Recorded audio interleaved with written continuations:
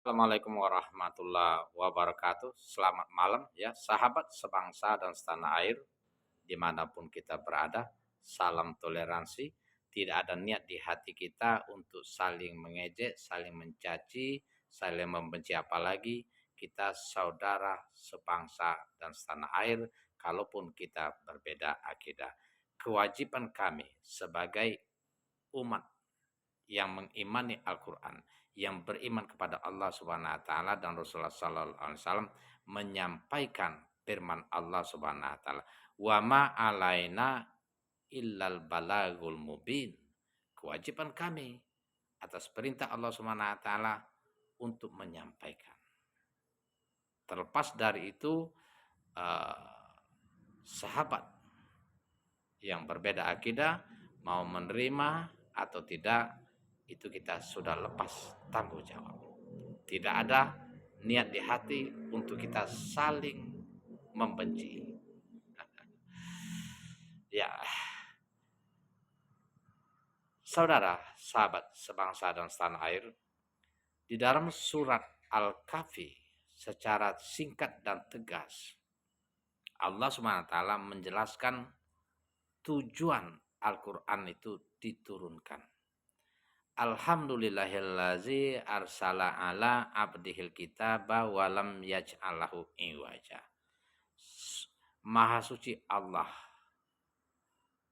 atas segala kitab yang diturunkan kepada hambanya Muhammad sallallahu alaihi wasallam, yang merupakan petunjuk yang lurus, tidak bengkok. Nah, maksudnya apa? Lurus tidak bengkok. Ayat-ayat Al-Quran itu mengarah, membimbing kita, memberi petunjuk kepada kita agar kita mendapatkan ridho dan surga dari Allah Subhanahu wa taala. Jalan yang lurus artinya kita menyembah Allah Subhanahu wa taala. Itu.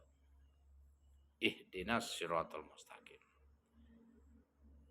Di dalam surat Al-Kahfi ayat 2-nya, Kuyimal liyunziro batsan sadidam min ladun wa yubassirul mu'minina allazina ya'maluna solihati annalahum ajrun hasanah.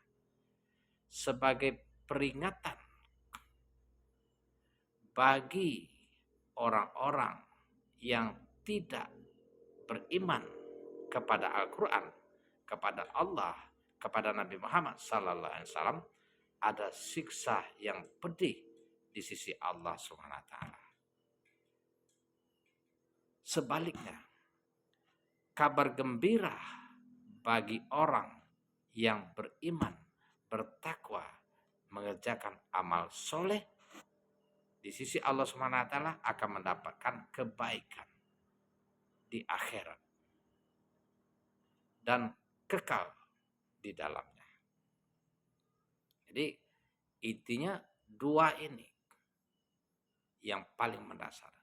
Petunjuk bagi setiap manusia, barang siapa menerima petunjuk itu, mengamalkannya, mengimaninya dengan ikhlas, maka akan mendapatkan keselamatan. Sebaliknya, barang siapa mengingkari, kufur, menolak, menyombongkan diri, akan mendapatkan siksa yang pedih di sisi Allah Subhanahu wa taala. Itu. Ini perlu kita sampaikan. Kita hanya menyampaikan.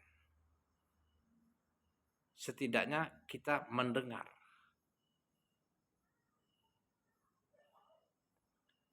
Makisi napiha abada.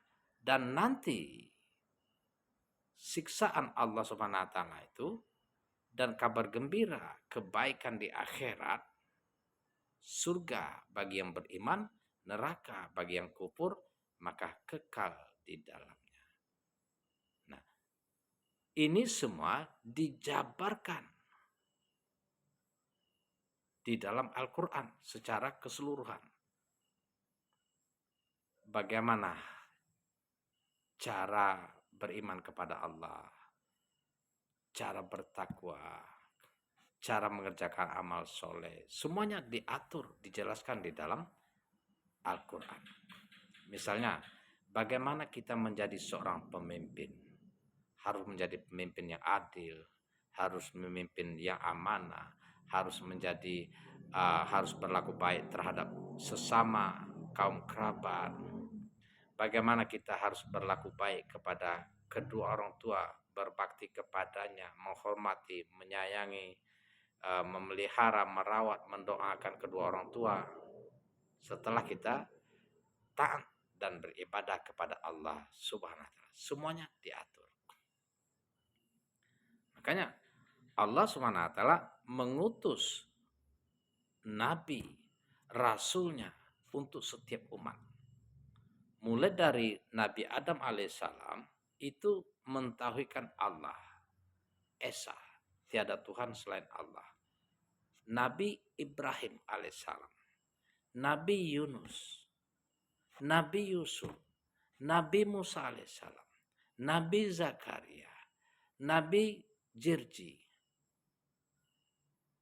Nabi Nuh, Nabi Lut, Nabi Isa alaihissalam, semuanya menyeru menyembah Allah Subhanahu wa taala dan melarang melakukan sesembahan selain kepada Allah Subhanahu wa taala. Ini semuanya dijelaskan di dalam Al-Qur'an. Misalnya,